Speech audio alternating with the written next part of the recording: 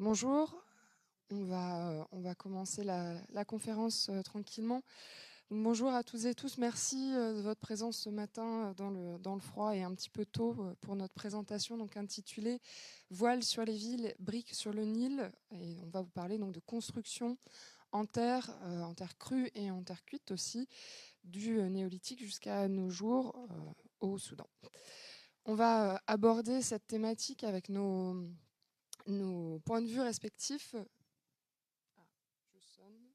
Je vais essayer de ne pas vous infliger la sonnerie. Donc avec nos points de vue respectifs, on est deux géographes et une archéologue ce matin. Donc Corten est géographe, il est en train de finaliser une thèse sur la construction en briques cuites contemporaines au Soudan et en particulier à Khartoum. Nadia est archéologue, donc elle travaille sur la brique crue au Soudan et plutôt autour du site archéologique de Kerma et celui de Saï, dont on vous parlera tout à l'heure. Et moi, je suis géographe et je travaille avec Nadia donc sur le secteur de Kerma et de Saï, et de Kerma tout court, sur des problématiques liées aux sédiments, à leur composition et à leur place dans la chaîne, enfin dans la sélection. On vous a mis deux petites photos en situation, donc avec Nadia et moi, et puis une photo, on n'a pas trouvé de photo de Corten sur le terrain, mais donc une photo du terrain de Corten. Et pour commencer, on va faire quelques petits repères, quelques petits jalons.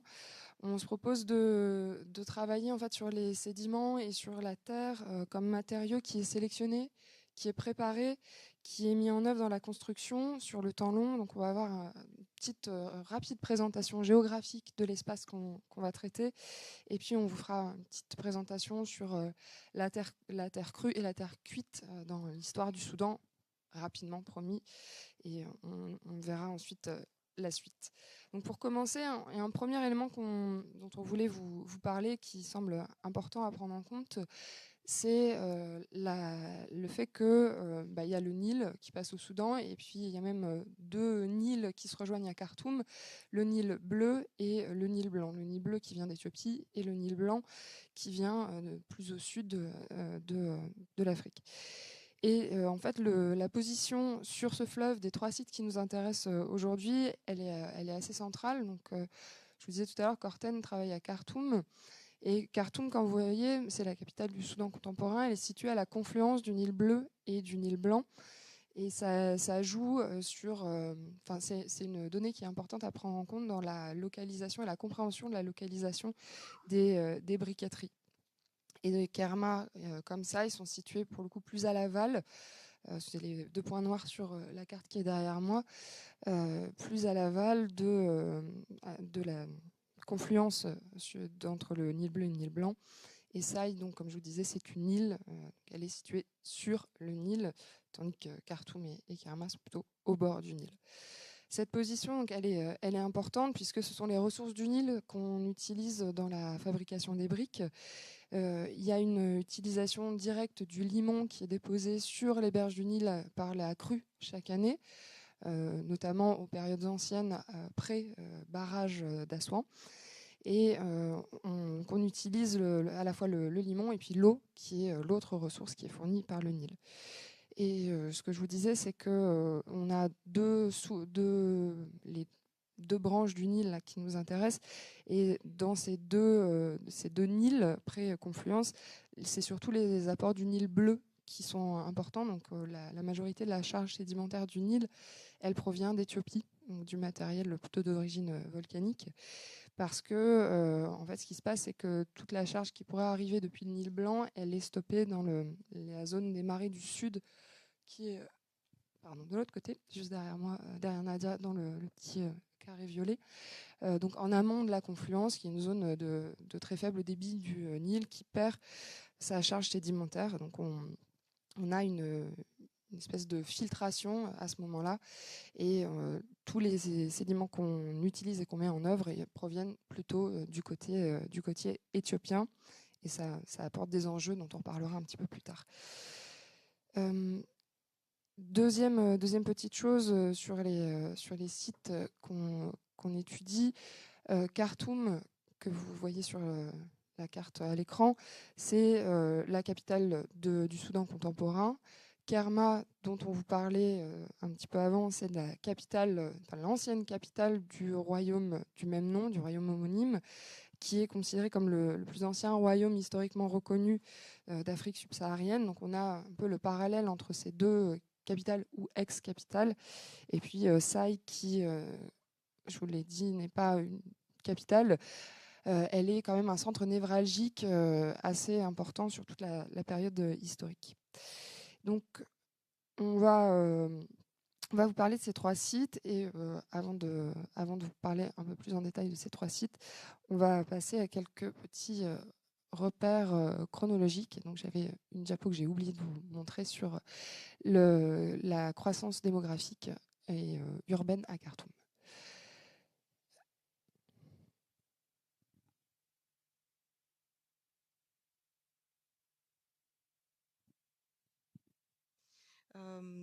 Donc, juste quelques petits repères chronologiques. Donc, l'histoire du Soudan est très ancienne. Les occupations humaines sont attestées à partir du Paléolithique. Et en ce qui concerne l'architecture, à partir du 4e millénaire avant notre ère, nous avons connaissance de constructions qui utilisent la terre comme principaux matériaux. Pourquoi la terre? C'est une règle de l'architecture universelle. Avant la période industrielle, on construit avec les matériaux qui sont disponibles à proximité. Et au Soudan, la terre, elle est abondante et elle est de bonne qualité pour la construction. Au début, donc, 4e millénaire, on construit surtout en bauge et probablement en torchis. Il faut imaginer donc des agglomérations constituées de huttes circulaires en poteaux de bois, probablement garnies en terre, qui étaient protégées. Donc vous avez une maquette de l'Université de Genève ici à gauche. Ces agglomérations pouvaient être défendues par des enceintes construites en terre massive, armées avec encore une fois, avec des poteaux en bois. Un peu plus tard, donc environ un millénaire plus tard, au début du 3e millénaire avant notre ère, on est dans la période dite du Kerma ancien. La brique crue moulée fait son apparition à côté de ces techniques ancestrales et désormais il y a un consensus pour dire que l'apparition de la brique au Soudan est en réalité un transfert technologique depuis l'Égypte voisine où la brique était utilisée depuis à peu près déjà un millénaire. Et ce que j'aimerais quand même souligner, c'est que dans le cas du Soudan, cette technique, on va dire étrangère, elle fait quand même l'objet d'une appropriation totale. Pour citer les mots de l'historienne Clérande de Chazelle, quand on parle de procédé technique qui est imposé par un autre groupement pour des raisons idéologiques ou économiques, et c'est le cas par exemple de certaines techniques de construction romaines, lorsque les circonstances ne sont plus là, en fait, on observe un retour de la part des populations indigènes aux techniques de construction ancestrales. Et au Soudan, c'est pas du tout le cas. La brique apparaît, elle commence à concurrencer surtout la bauge, et on observe une acquisition très rapide, non seulement de la production, mais aussi de la capacité de construire, de bien construire et de construire des ouvrages monumentaux. Et donc évidemment, j'ai pas pu m'empêcher d'illustrer ce propos par une image de la célèbre Defufa de Kerma, qui était probablement un temple entièrement construit en briques crues. Tu peux passer. En ce qui concerne la brique cuite, elle apparaît encore un peu plus tard, donc on est dans le premier quart du 2e millénaire avant notre ère, pendant la période du Kerma moyen, et il s'agit donc d'une technique qui restera quand même assez sporadique jusqu'à la fin du 1er millénaire avant notre ère, lorsque, durant le royaume méroïtique, on observe un véritable essor de ce matériau, avec une généralisation et une standardisation très forte, avec la construction de palais royaux dans tout dans tout le royaume. Et la technique, à partir de ce moment-là, là aussi, elle est vraiment utilisée de manière extensive et elle restera à côté de la brique crue jusqu'à l'époque contemporaine, comme d'ailleurs Corten va nous montrer maintenant, dans quelques instants. Donc, en effet, voilà. Après ces quelques repères géographiques et historiques, du coup, nous avons décidé de vous présenter un peu l'histoire de la construction en terre au Soudan avec un focus sur la brique crue et la brique cuite. Et on va suivre la chaîne opératoire, on va dire, depuis la sélection des terres et l'accès à la ressource jusqu'à la production et la construction. Et dans la troisième partie de notre présentation, nous évoquerons aussi les enjeux futurs qui attendent cette architecture. Donc, je laisse la parole à Corten. Non? Ah non, c'est toujours moi. Pardon, donc du coup, prochaine diapo. Oui, parce que du coup, on reste dans l'Antiquité. Comment sélectionner les sources dans l'Antiquité? Et malheureusement, on a très peu de données pour l'instant. C'est pas un domaine qui restera inconnu, c'est juste une question de recherche. Enfin, les recherches n'ont pas encore progressé assez pour pouvoir nous restituer une image de ces pratiques. Comment on sélectionne ce qui est appelé désormais terre à bâtir. Terre à bâtir, c'est une définition qui a été proposée par l'archéologue Olivier Orange à la fin des années 70 et qui fait désormais consensus. En fait, la terre à bâtir, c'est une terre qui est jugée apte à la construction par le bâtisseur et donc avant toute intervention humaine. Donc on regarde la terre, éventuellement on peut la toucher, on se fait un jugement, une opinion sur sa qualité et elle devient à ce moment-là terre à bâtir. Donc avant tout mélange ou tout malaxage avec de l'eau. Dans le cas du Soudan, les analyses de laboratoire que nous avons pu mener avec Ninon et nos collègues du projet nous montrent des sédiments qui sont composés surtout de fractions fines. Donc, il n'y a pratiquement pas de cailloux ou de gravier, presque pas de sable gros et on commence par contre à partir des sables moyens, beaucoup de sable fin, limon et argile. Pourquoi je parle de ça? Parce qu'en fait, il y a beaucoup de techniques de construction en terre et chaque technique a besoin d'un type de terre spécifique. On ne peut pas construire tout avec n'importe quel type de terre. Et ben, dans le cas des terres soudanaises, elles sont tout naturellement adaptées aux deux techniques effectivement qui ont été depuis toujours utilisées, la bauge et la brique cuite et la brique crue.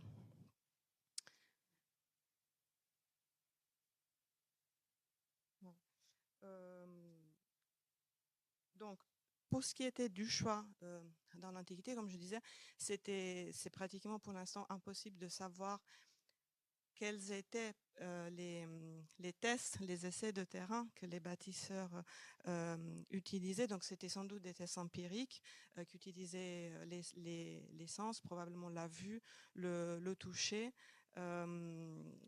Je veux aussi rappeler que les civilisations du Soudan ancien sont des civilisations sans écriture, au moins jusqu'à l'époque gréco-romaine. Donc, nous n'avons pas du tout accès aux sources textuelles.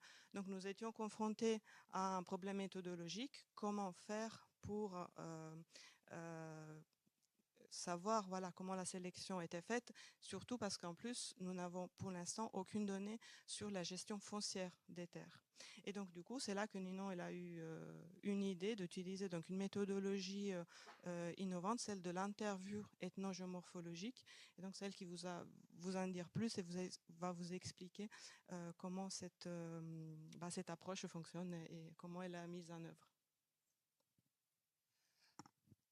L'idée étant de faire une espèce de parallèle entre les situations anciennes et les situations contemporaines. C'est un petit peu mon dada méthodologique.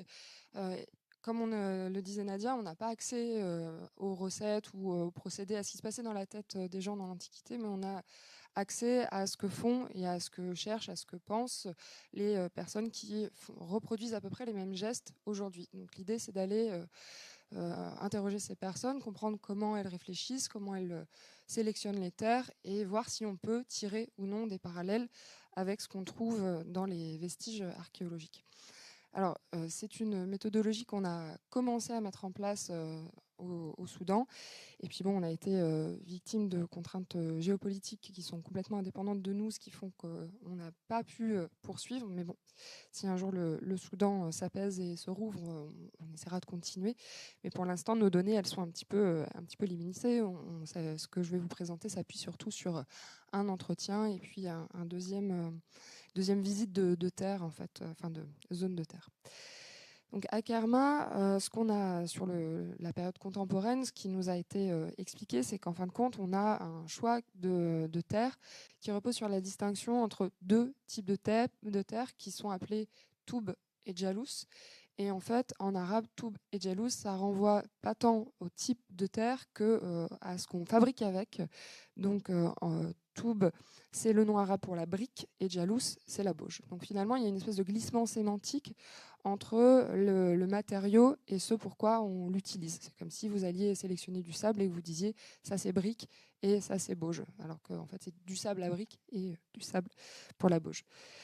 Ici, ce que l'entretien a montré, c'est aussi qu'il y avait une grande homogénéité finalement dans les terres qui étaient utilisées, avec une légère différence quand même entre les deux. Dans Djalous, il y a un petit peu plus de sable que dans Toub. Dans la terre pour la bauge, il y a un petit peu plus de sable que dans la terre pour la brique. Et ce que nous a expliqué la personne qu'on a interrogée, c'est que on va sur le. En fait, on a le savoir. C'est un savoir qui est très empirique. On a le savoir que la terre agricole est une bonne terre qu'on peut utiliser pour faire des briques, et que donc finalement, on n'a pas besoin de beaucoup plus que l'expérience et le regard de prime abord pour se dire bah là, ça c'est une bonne terre et on va pouvoir s'en servir pour faire des briques. Et on lui a posé la question, on a essayé vraiment de creuser là-dessus, et il y a très peu de. Nous, l'équipe de Nadia fait des tests sur le terrain pour connaître les terres. On s'était dit peut-être qu'il y a ça aussi. Et en fait, non, c'est vraiment une appréhension assez immédiate au regard. Et quelquefois, on peut casser des mottes, regarder un petit peu ce qui se passe dans la terre.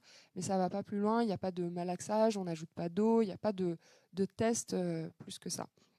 Et voilà, c'est un petit peu la façon dont c'est sélectionné, de façon très empirique, très immédiate. Et on fait aussi la distinction entre la terre, vraiment qu'on prend sur la parcelle agricole, et des éléments qu'on ajoute ensuite dans les briques. Et par exemple, on va ajouter un petit peu de sable parfois dans la construction, et c'est du sable qui va venir du désert, donc un petit peu plus loin. On n'utilise pas non plus les sédiments du Nil, qui sont pour le coup probablement trop sableux pour faire des briques, mais on utilise l'eau du Nil donc pour la construction et pour le façonnage des briques. De là, et puis donc vous voyez qu'on utilise aussi des moules en bois, d'où la photo. Et de là, donc en fait, on est parti de ces informations pour se faire quelques hypothèses, et on se dit que probablement que dans l'Antiquité aussi, les briquetiers utilisaient l'expérience empirique pour reconnaître les terres sur lesquelles ils allaient faire leur choix. La vue, le toucher et l'odorat peuvent être aussi mobilisés dans cette sélection. Mais en tout cas, on peut tout à fait identifier une espèce de savoir-faire qui est très local sur le terroir local, sur les terres qui sont à proximité et sur leurs propriétés pour la construction. Donc, ce dont on a parlé là jusqu'ici avec Nadia, c'est la sélection des terres dans le cas des producteurs consommateurs à Kerma, puisqu'en fait, aussi bien dans l'Antiquité qu'à la période actuelle, ce sont des gens qui produisent les briques et les utilisent, les mettent en œuvre. Avec ce que va vous présenter Corten sur Khartoum, on est dans le cas de producteurs stricts qui vendent ensuite leur production à des gens qui les mettent en œuvre. Donc il y a une petite différence à ce niveau-là. Donc Nadia vous a parlé de comment on sélectionne les terres pour la brique crue dans l'Antiquité. Ninon, comment on sélectionne les terres pour la brique crue à l'époque contemporaine. Moi, je vais vous parler de la brique cuite du coup à l'époque contemporaine, avec beaucoup de points similaires en fait entre les deux procédés. Donc comme on l'a un peu expliqué en introduction. De la même manière que pour la brique crue, les producteurs de briques cuites, ils utilisent le limon qui est directement déposé sur les berges du Nil, par les crues du Nil. Et ensuite, ils la mélangent avec un peu de fumier, un peu d'eau. Ils la moulent en briques, ils la font sécher et ensuite ils la font cuire. Donc il y a bien ce fonctionnement saisonnier où il y a toute une période en fait où les berges, où il y a les briqueteries sont inondées, donc il n'y a pas de travail à ce moment-là. Donc c'est environ entre juillet et octobre. Mais donc, ouais, comme dans le cas de la brique crue, derrière le terme un peu de limon, un peu générique, donc qui est tin en arabe, il y a plusieurs types de terres présents au sein de ce limon. Et sur chaque parcelle, en fait, ces types de terres apparaissent dans des proportions différentes. Les producteurs, ils identifient notamment du coup trois types de terres, trois principaux types de terres: la guerrara, la zafout, qui est un peu plus sableuse, et la balabati. Et ces trois types doivent être mélangés dans des bonnes proportions. Ici, on a, encore une fois, comme dans le cas de la brique crue, une grande importance du savoir-faire et voilà, du test empirique où, en effet, en touchant peut-être un petit peu, en regardant, en fait, ils savent très bien quel type de terre on a et ils savent très bien dans quelle proportion les mélanger. Donc là, je vous ai mis une petite citation d'un de ces producteurs qui nous dit justement que s'il y a trop de zafout, la brique sera trop faible. S'il y a trop de balabati, elle sera sèche, elle va se casser à la cuisson. Et s'il y a trop de garara, la brique va se fissurer aussi pendant la cuisson. Donc il y a ce savoir-là qui est important. Et en plus, ces types-là, donc je vous ai dit qu'il y avait des proportions différentes sur chaque parcelle.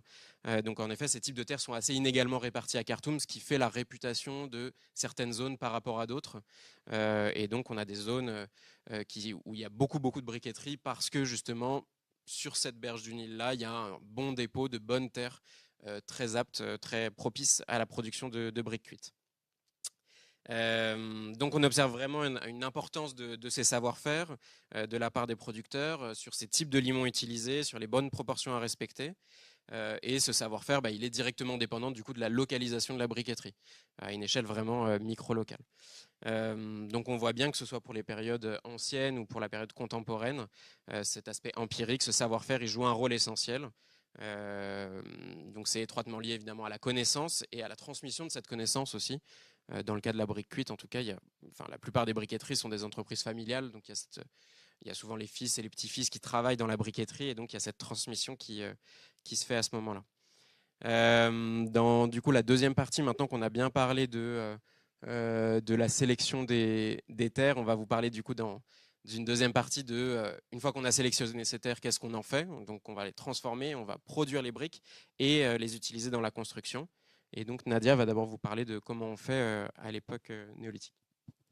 Voilà, donc on revient du coup à l'arrière. Donc prochaine diapo. Alors de manière générale, quand on parle de production de briques crues, on a l'impression que la chaîne opératoire, elle soit assez uniforme d'un point de vue diachronique, donc à travers le temps et dans toute zone géographique.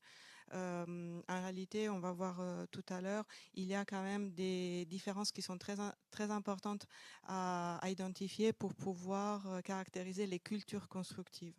De manière générale, la chaîne opératoire, donc une fois que la terre a été sélectionnée, la terre à bâtir, la zone de production, en tout cas dans l'Antiquité, on suppose qu'elle était à proximité du chantier pour éviter le transport assez pénible fait par l'homme des briques crues.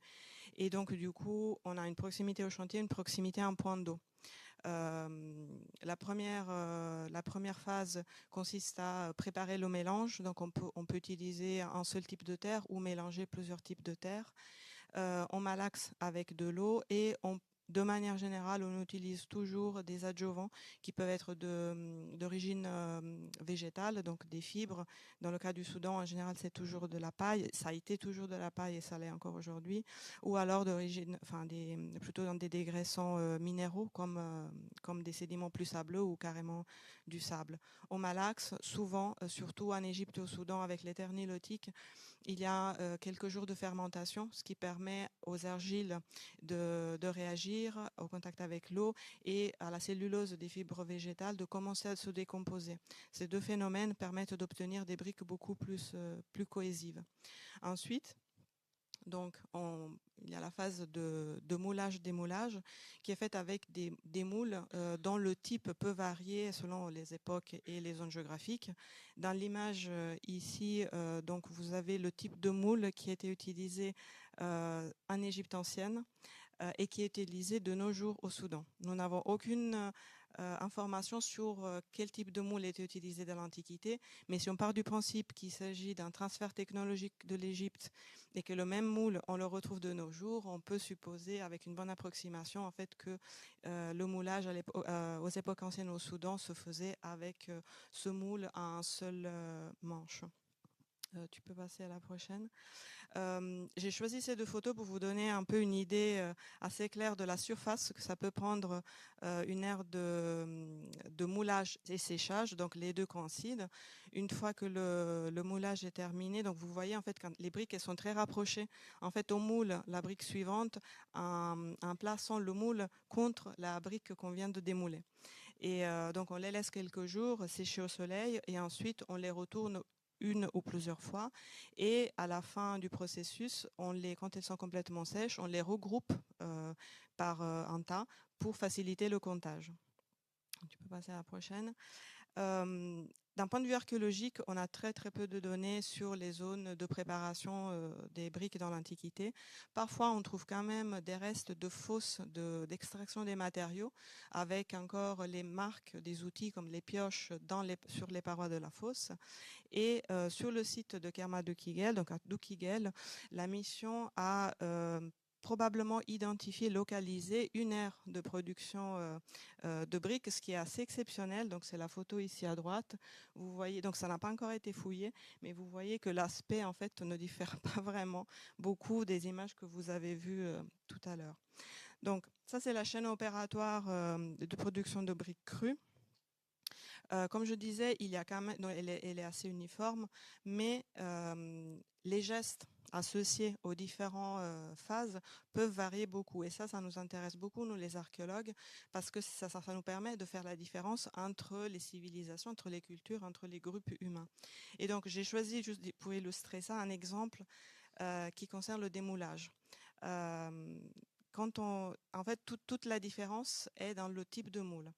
De nos jours, quand moi j'ai moulé des briques, en fait je préfère le moule à deux manches parce qu'on tire par-dessus, c'est beaucoup plus simple. Sauf qu'au Soudan et en Égypte, ils utilisaient un moule à un seul manche. Et c'est très difficile à démouler avec ce moule-là. Donc vous voyez notre collègue dans la photo en haut, et ben elle essaye de s'aider avec l'autre main. Et ça, c'était sans doute pas comme ça qu'il faisait, parce que on aurait trouvé des traces de doigts sur la surface de la brique. On a essayé plusieurs fois, on n'y arrivait pas. Et après, on a rencontré ce briquetier donc égyptien qui utilise ce type de moule. Et là, on a compris comment il faisait. Donc, j'attire votre attention surtout sur le geste du démoulage qui va arriver assez rapidement. Donc voilà, il tourne sa patte dans le moule. Regardez, c'est très rapide avec une seule main. En fait, il incline le moule et le démoulage, ça se fait tout seul. Donc ça, pour nous, c'est très intéressant parce que ça nous permet en fait de comprendre comment ça marche. Et pour retrouver ces gestes, donc lorsqu'on n'a pas la chance d'avoir les possibilités d'une étude ethnographique, et ben qu'est-ce qu'il nous reste? Il nous reste les briques, en fait. C'est le seul témoignage de toute cette chaîne de production.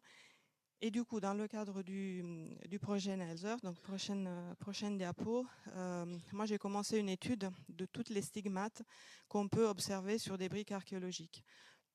Il y a des stigmates, des marques sur toutes les faces des briques. Et ça peut être plus ou moins facile de les lier à un geste ou à une action du briquetier. Alors, il y en a certaines qui sont assez faciles à identifier. Donc, dans la photo en haut, vous voyez les traces de raclage de la main du briquetier qui a enlevé l'excédent de pâte. Vous voyez même tout de suite au-dessus de la petite échelle l'empreinte d'un de ses doigts. Et ça pose pas de souci. Sur les parois latérales, comme celle en haut, on peut observer souvent des fines stries verticales qui correspondent au démoulage. C'est l'eau en fait le moule il est mouillé, donc il facilite la formation de ces stries. Mais on peut avoir aussi des informations sur l'aire de démoulage. Donc la brique que vous voyez ici en bas, c'est toujours la même. Vous avez un des côtés et la face inférieure. Qu'est-ce qu'il nous dit, c'est la face latérale? Déjà, on voit ces fissures qui correspondent aux différentes mottes de terre qui ont été mises dans le moule. Donc le moule n'a pas été rempli en une seule fois ou en 2 fois, comme le briquetier égyptien, mais en plusieurs fois, en commençant par les angles. Et ensuite, vous voyez aussi que l'épaisseur, elle est très irrégulière. Qu'est-ce que ça veut dire? Même irrégularité qu'on retrouve sur la face inférieure. Ça veut dire que l'aire de démoulage-séchage n'avait pas été préparée. Et ça, c'est pas usuel dans certaines cultures.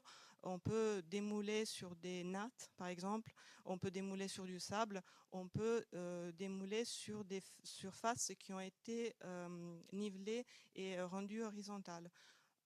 Au Soudan, comme en Égypte d'ailleurs, il n'y avait pas du tout ce besoin, cette attention, et voilà, on se retrouve du coup avec des briques qui peuvent être quand même assez irrégulières. Et donc pour terminer ce aperçu très rapide, je dirais aussi que ça peut sembler très facile, en réalité, on peut tomber facilement dans l'erreur quand on interprète ces marques. Du coup, pour rester dans une démarche quand même scientifique, qui est le but, on s'aide avec de l'archéologie expérimentale. Donc, on moule des briques, on teste plusieurs types de gestes, et ensuite on observe les marques qui sont associées.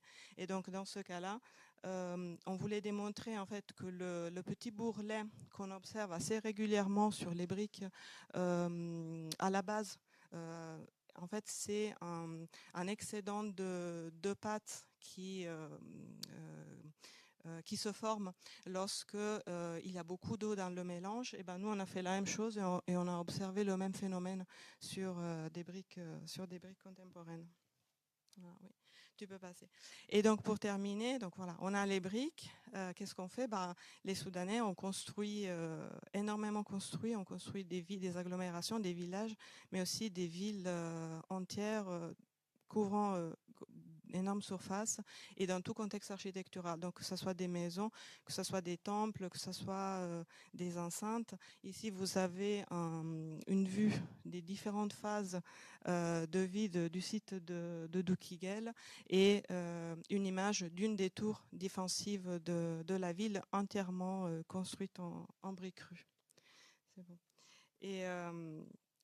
Et donc, du coup, voilà, ça c'était vraiment un aperçu très très rapide pour ce qui concerne les époques anciennes. Là, on va faire un bond en avant et je repasse la parole à Corten.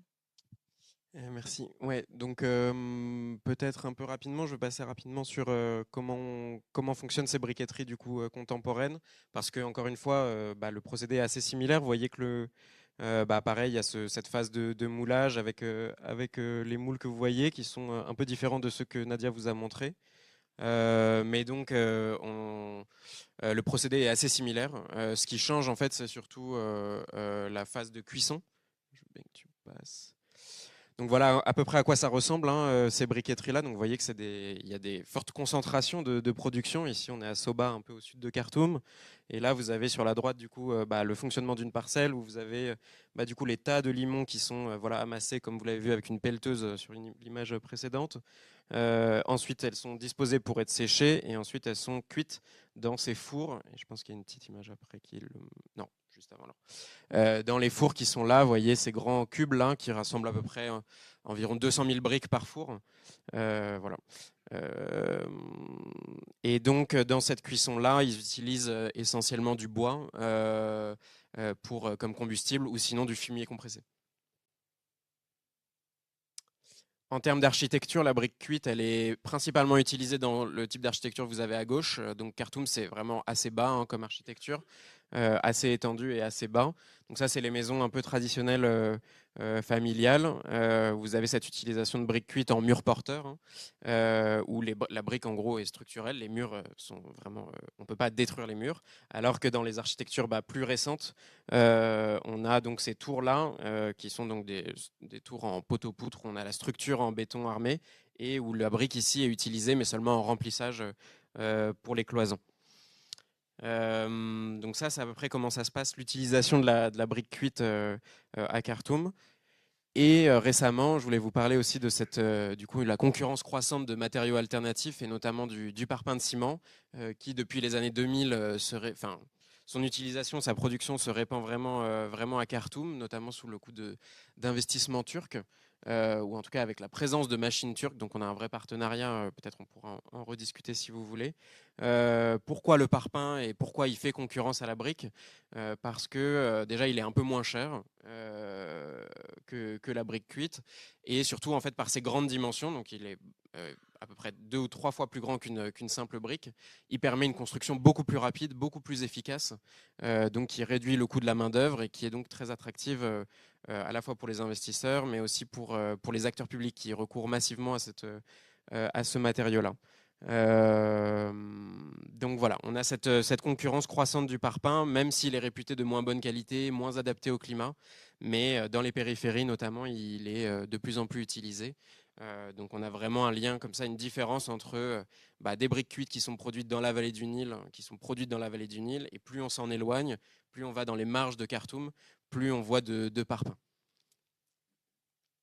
Et donc voilà, pour finir, on voulait vous évoquer quelques enjeux un peu transversaux, à la fois patrimoniaux, environnementaux et fonciers.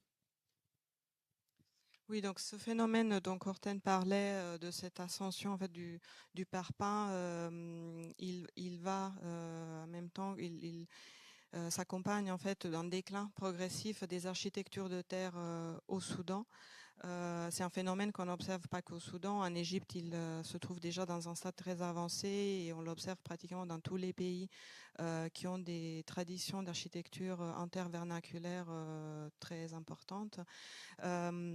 Sur l'île de Saï, par exemple, en 2022, quand j'ai été, donc l'île de Saï, en tant qu'île, elle est assez éloignée des grandes agglomérations. Du coup, elle est toujours restée un peu à l'écart et en retard par rapport à ces phénomènes. Et ben même à Saï, on a observé la présence de maisons inter comme celle-là qui sont abandonnées de plus en plus, ou alors carrément l'utilisation de ces nouveaux matériaux pour de nouvelles constructions ou pour des réparations. Donc j'ai choisi cette photo que je trouve quand même assez rigolote parce que ça montre bien l'air du temps. Là, vous avez un mur en terre qui a été reparé avec du parpaing. Mais ce qui est encore plus rigolo, c'est que le parpaing, du coup, dans la moitié gauche, il a été jointoyé au mortier de chaux et dans la moitié droite avec du mortier de terre. Et ensuite, on a rajouté par-dessus un toit en tôle et une balustrade en briques cuites. Ce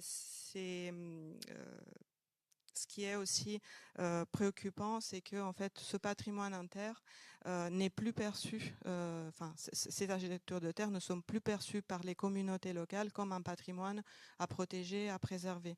En fait, ils sont synonymes de temps passé. Les populations locales cherchent surtout des signes de modernité qui donc sont véhiculés évidemment par ces nouveaux matériaux. Et donc, avec l'abandon de ces architectures en terre, c'est pas que le patrimoine matériel qui est menacé, c'est aussi le patrimoine immatériel qui est associé. Donc toutes les connaissances et les savoir-faire liés à ces architectures. Donc petit à petit, on le voit en Égypte, les gens commencent à oublier comment on construit en terre. Et ça nous amène à un troisième enjeu très important qui est celui des performances de ces bâtiments en terre à l'heure de la transition écologique et de la recherche de architecture durable. Ces architectures, elles le sont tout naturellement. Pourquoi ?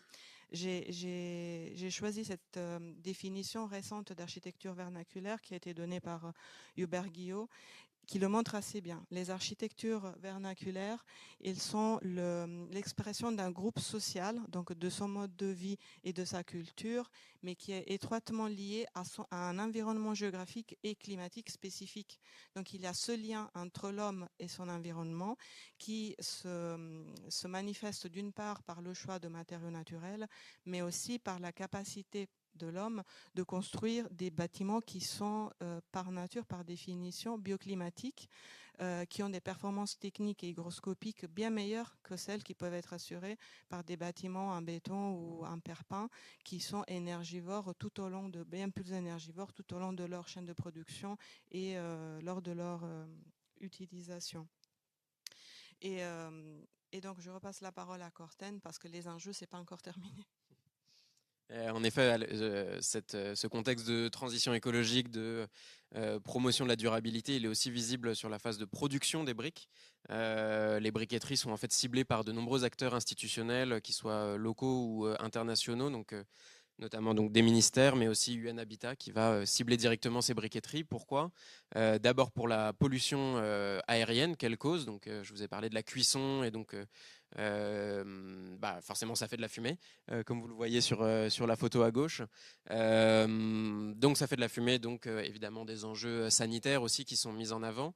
Ça c'est vraiment ce qui est mis, la principale chose, ces enjeux sanitaires. On a aussi des enjeux du coup de déforestation avec cette utilisation assez massive du bois.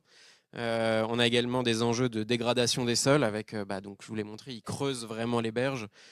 Donc il y a plusieurs acteurs qui montrent que ça endommage ces berges-là et donc voilà, ça les rend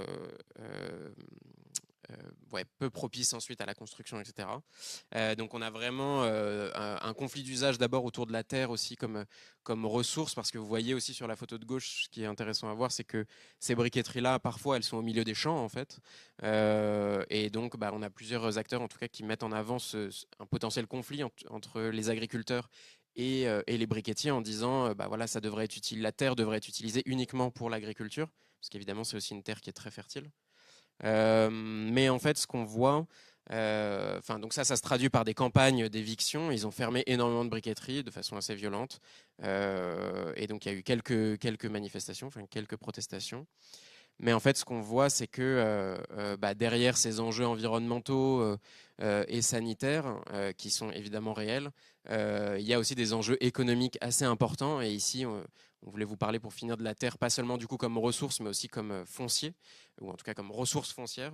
Et donc en fait, ces évictions de briqueterie sur les berges du Nil, elles sont souvent justifiées, légitimées par ce discours-là que vous voyez ici sur votre droite, donc des discours de fonctionnaires qui disent que, en gros, les berges, ça devrait pas être, même pas pour l'agriculture et en tout cas certainement pas pour les briqueteries, mais bien pour les touristes.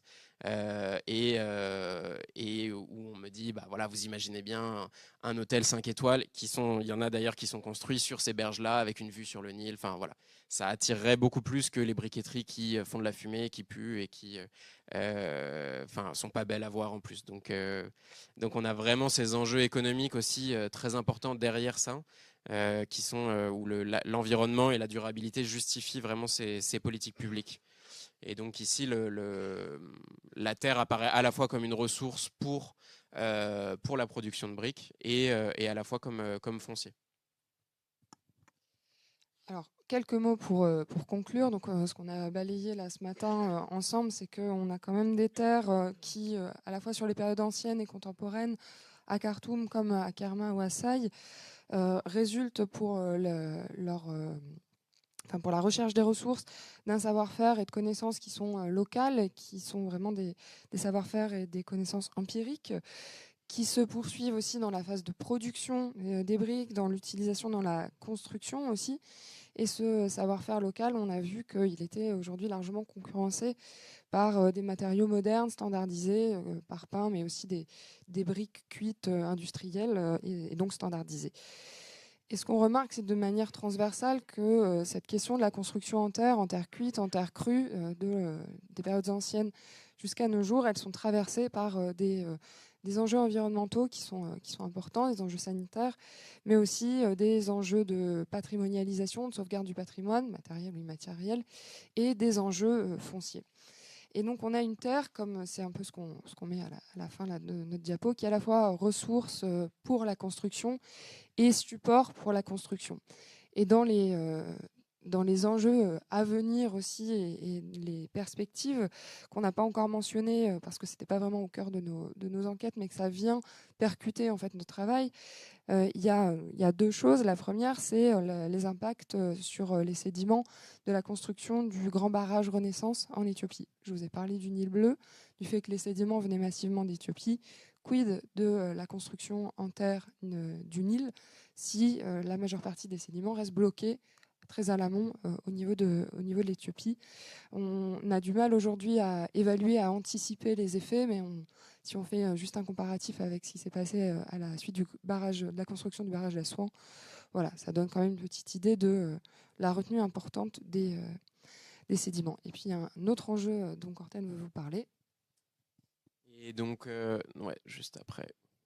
Donc oui, juste pour finir, évidemment, et désolé d'avance si je casse un peu l'ambiance, mais évidemment, l'autre chose dont on n'a pas du tout parlé ici pendant cette présentation, ou juste à la marge, c'est le conflit, la guerre en cours au Soudan depuis avril 2023, donc ça fait plus d'1 an et demi. Évidemment, on n'en parle pas énormément, mais donc on a un conflit donc entre les forces armées soudanaises et les forces de soutien rapide qui a déjà fait au moins 14 000 victimes, qui a déplacé plus de 10 millions de personnes et qui met dans une situation de famine environ 25 millions de personnes selon Amnesty International. En ce qui nous concerne, enfin sur nos sujets, cette guerre, elle a aussi provoqué d'importants dommages matériels, donc de destruction de Khartoum qui sont assez importants, qu'on a du mal à documenter pour l'instant, mais il y a quand même pas mal de photos, de vidéos qui circulent. Juste pour vous donner un ordre d'idée, hein, Khartoum, c'est donc c'était la 6e plus grande ville du continent africain, donc l'équivalent en Europe, ce serait Milan. Et en termes de population, ce serait Madrid. Donc en gros, imaginez que Madrid soit rasé plus ou moins. Voilà, c'est l'équivalent. Donc évidemment, ça va poser aussi des enjeux de reconstruction après et de comment on va reconstruire, enfin comment ça va être reconstruit cette ville-là. En tout cas, pour l'instant, je pense que ce qui est important, c'est de continuer à parler de ce pays et des gens qui vivent ou en tout cas qui sont déplacés beaucoup autour du Soudan.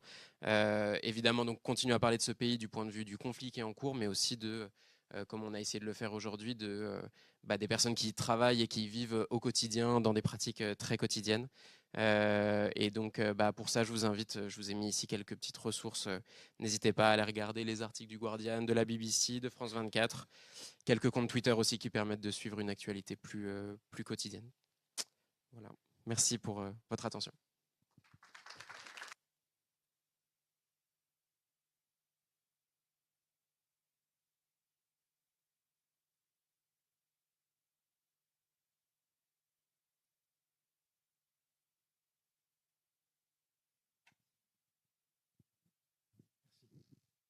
Bonjour, j'aimerais savoir comment les briques sont liées sur des murs. Il y a avoir un lien quelconque. Oui, donc les briques crues avec du mortier de terre.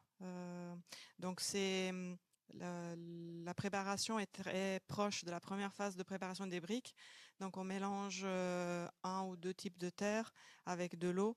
Et en général, par contre, très peu ou pas du tout de dégraissant végétal, plutôt du dégraissant minéral. Donc même à la fouille, quand on a du mal à reconnaître les briques, ce qui nous permet de savoir où sont les joints, c'est justement la truelle. On entend un tric, tric, tric, tric, c'est les quartz des sables qui nous disent que voilà, là, il y a un joint. Mais sinon, le mélange peut être très, très proche, même en termes de couleur.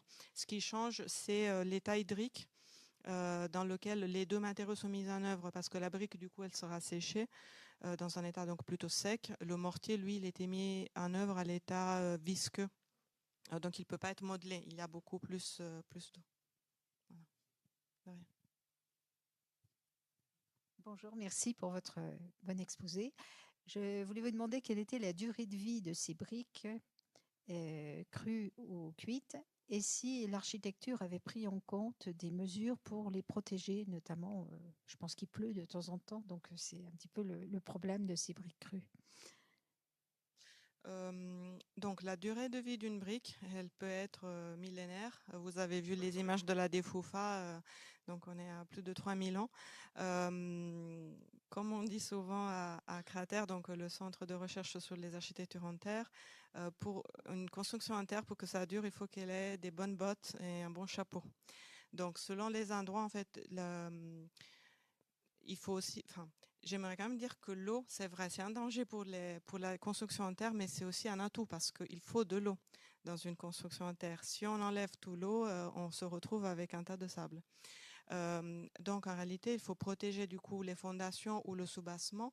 Dans certaines cultures, vous avez des constructions en terre sur soubassement en pierre, par exemple, et après un toit qui soit fait pour que l'eau, la pluie, en fait, ne ruisselle pas trop sur les parois.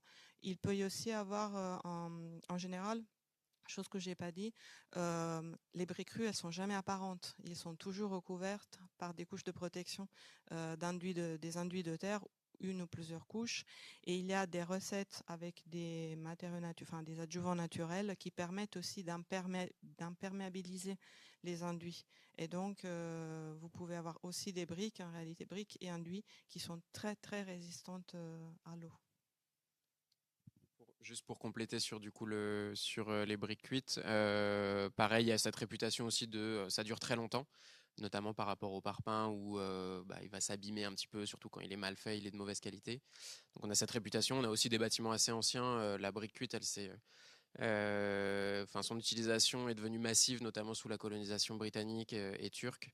Et donc on a encore des bâtiments, alors, bon, maintenant on ne sait pas exactement dans quel état ils sont, mais toute l'université de Khartoum est construite en briques cuites et donc elle a été construite 19e siècle, début 20e. Donc il y a aussi cette idée de permanence et peut-être l'autre enjeu à Khartoum, au Soudan de manière générale, c'est pas seulement la pluie, c'est aussi les crues. Et chaque année, en fait, il y a des destructions assez massives. Que ce soit en briques cuites, mais aussi en briques crues, pardon, mais aussi en briques cuites, où les crues sont assez importantes. Et donc, tout ce qui est construit sur des zones inondables, en général, ou même un peu à côté, en gros, ou à proximité, sont fortement endommagés par ces crues-là. Donc, les bâtiments qu'ils essayent de construire là sur les berges du Nil aussi, sans avoir avant terrassé les berges, à voir. Mais en fait, ce qui se passe, c'est que pour l'instant, c'est des investisseurs, ils prennent une parcelle, ils mettent des gros terrassements, ils construisent leur tour dessus, mais voilà. Et du coup, en plus, ça renforce l'effet des crues sur les parcelles adjacentes. Voilà, ça c'est pas mal ce qui se passe sur les berges à Khartoum. Je rajouterais peut-être, justement pour revenir à cette notion de lien entre l'homme et l'environnement, c'est que ces architectures sont maintenant particulièrement en danger parce qu'il y a des changements dans l'environnement à cause des changements climatiques. Mais c'est un problème qui se manifeste maintenant, ce qui ne veut pas dire qu'on ne peut pas construire en terre, mais qu'il faudra aménager l'environnement de manière différente. Et du coup, j'en rajoute une couche. C'est aussi des architectures qui, vous le disiez, sont menacées quand il y a de la pluie, par exemple, mais qui, si elles se dégradent régulièrement, sont aussi entretenues. Enfin, si elles sont entretenues, peuvent perdurer, qui nécessitent de l'entretien. Donc, elles sont particulièrement fragiles à cause du climat, mais aussi parce que c'est des architectures qui sont délaissées et qui donc fondent au fil du temps. Mais si on en prend soin, elles peuvent perdurer et on refait un enduit, on remet de la terre là où il en manque et elles repartent. Bonjour, merci beaucoup pour votre présentation. J'avais une question par rapport au contexte de concurrence de nouveaux matériaux. Est-ce que dans les entreprises familiales, il y a dans les entretiens ou dans les observations des savoir-faire ou des pratiques ou des moyens de production qui vont évoluer pour faire face à cette concurrence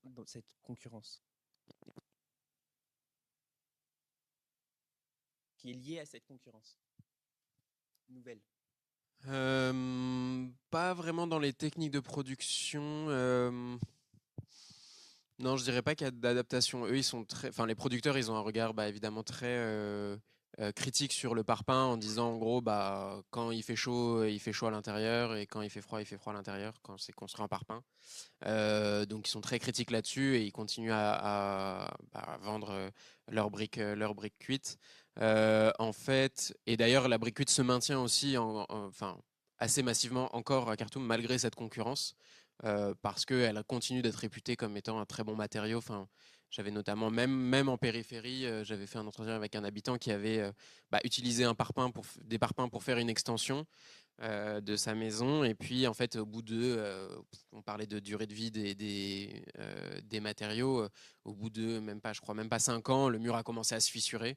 Donc, il a dit, bah, moi, j'arrête le parpaing et je retourne à la brique cuite.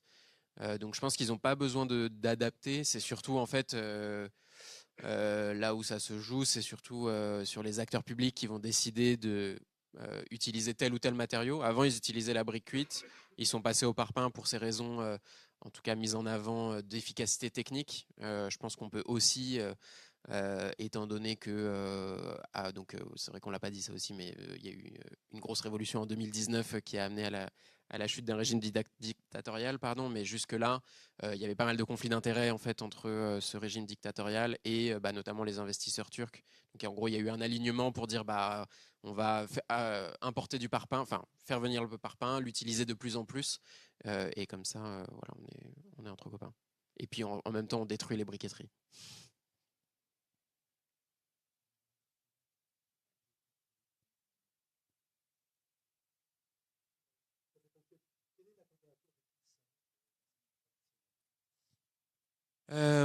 Sur la brique cuite, ouais, on est, je crois, environ, si je dis pas de bêtises, je crois qu'on est autour de 300 degrés.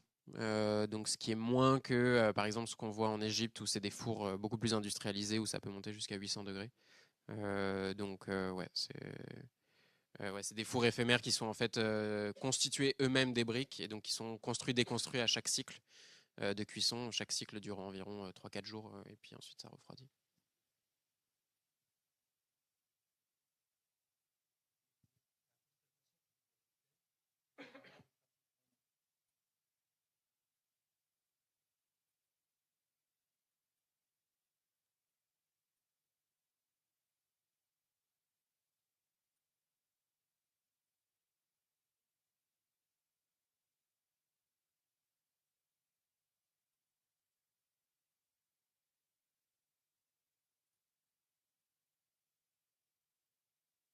Un peu moins sur la brique cuite du coup, mais qui devient plus difficile à réutiliser, mais oui, oui, complètement. Oui.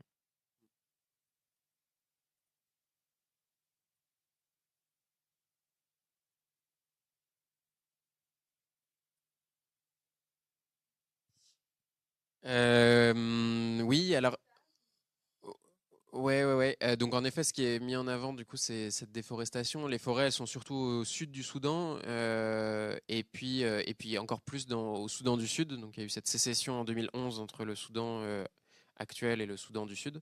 Avant, c'était un seul pays. Euh,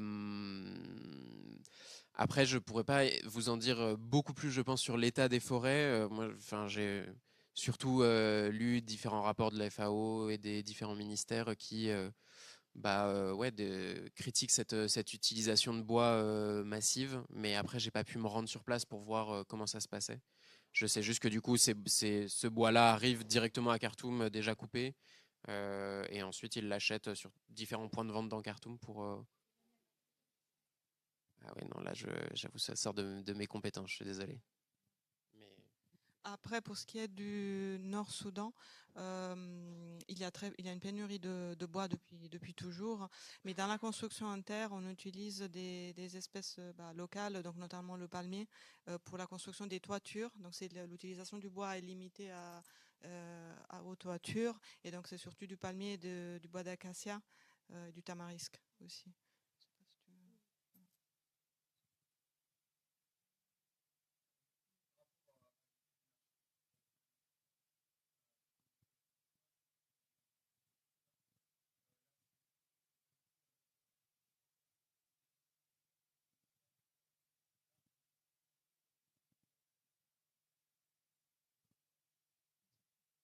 Je sais pas si je passe la parole à Corten parce que pour la brique crue, en fait, il n'y a pas d'exportation. Les briques, on les fait là où on construit. Et c'est à peu près pareil pour la brique cuite. Alors, il y a une portée un peu plus à l'échelle de l'agglomération, où on peut utiliser des briques cuites qui sont produites un peu au nord de Khartoum, les utiliser au sud, mais en même temps, ce que j'ai pas dit en effet par rapport au parpaing aussi, c'est qu'on est dans un contexte Forte inflation à Khartoum, même avant la guerre, il y avait genre 300-400% d'inflation. Et puis de prix de l'essence qui est aussi très fluctuant, qui dépend beaucoup du prix du dollar, etc. Donc le transport est une donnée très importante dans le coût même du matériau. Euh, et puis on l'a vu un tout petit peu sur une des cartes qu'on vous a montré en intro, ces briqueteries-là, en fait, elles sont assez bien réparties tout au long de l'agglomération et ensuite tout au long du Nil bleu jusqu'au sud du pays. Donc en fait, il y a une portée un peu plus large peut-être que pour la brique crue, parce que donc il y a du transport en camion, il y a des marchés de gros dans Khartoum où on va pour pouvoir accéder directement aux clients. Mais ça va pas au-delà de l'agglomération. Enfin, ouais, la portée est pas immense. Essentiellement à cause de ça, de état des routes et coût du transport. Et pas d'exportation internationale, en tout cas, ça, ouais, clairement pas. Un petit ajout, je pense que en fait, c'est là qu'on voit aussi une des différences entre la brique crue et la brique cuite dans les espaces où on fait de la brique crue, que ce soit ceux qu'on a considérés là, ou même de la construction en terre crue de façon générale dans d'autres espaces, même en France.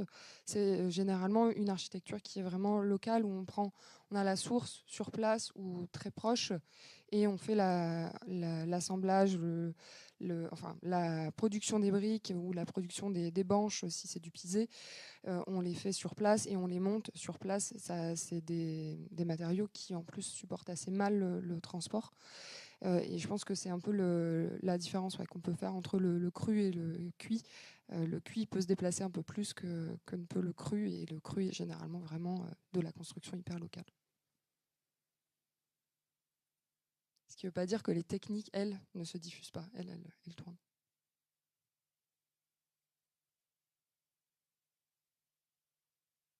Si vous n'avez plus de questions, on peut vous libérer si vous voulez.